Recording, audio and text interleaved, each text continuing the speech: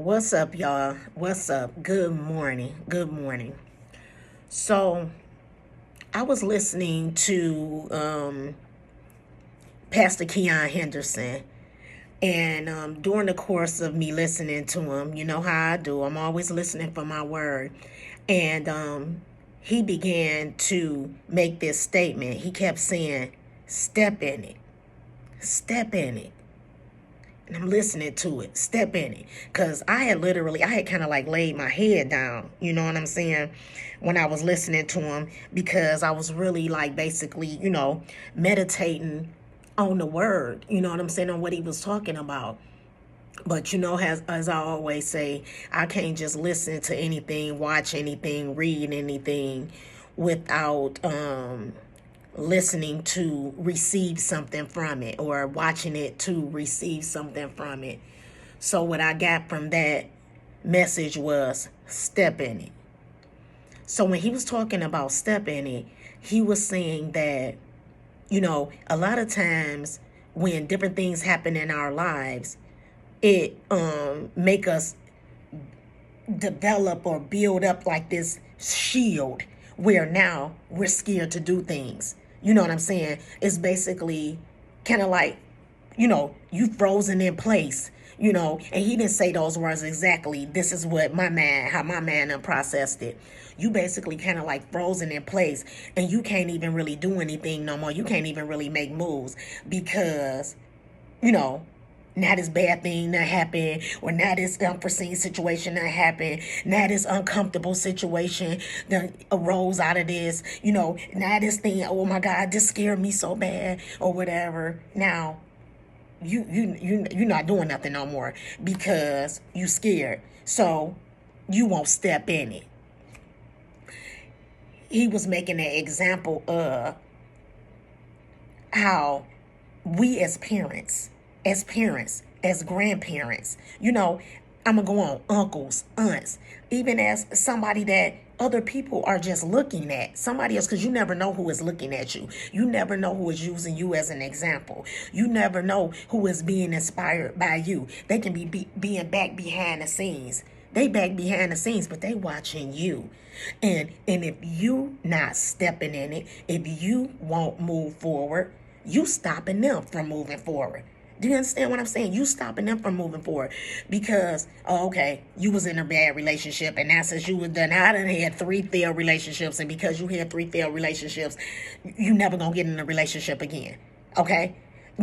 You somebody that you done lost the house. You never gonna buy a house again. And basically you speaking to other people basically like it don't even make no sense to be buying no house and this and that, because I'm telling you all the ups and downs and rounds or whatever that you gonna go through. It ain't even gonna make no sense to even buy no house. I'm telling you, they take you through too much. You done accumulated a lot of student loans. You know what I'm saying? You done went out here, and I went out here and I educated myself, and as a result of educating myself, now I got all this student loan debt or whatever. I'm telling you, I wouldn't recommend to you to go to college.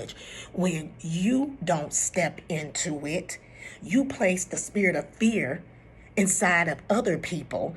Do you see what I'm saying? That make it where they won't step into it. Do you see what I'm saying? He made the example about, you can have a parent that's scared of a dog. Just say if your mother was scared of the dogs. You ain't even really never had no running and no type of experience, no nothing with no dog. But now you gonna grow up and you gonna be scared of dogs. And then you gonna turn around and you gonna teach your kids to be scared of dogs. I know this type of thing to be the case because my mother didn't care for cats. My mother did not care for cats, okay? And I'm assuming that maybe she got this from her mother, who didn't care for cats. Guess what? My mama passed that down to me and my siblings. We didn't never care for cats. And guess what we did? That ended up getting passed down to our children. Nobody cared for cats. And really, we didn't have no particular reason. Okay, my mama said, they'll suck your breath. You know what I'm saying? She'll say different things like, they slick and they sneaky. I don't like cats. They like jumping all up on your cabinets and all on your stuff. No. So none of us have ever had a cat. None of us want to be bothered with a cat because we were taught that.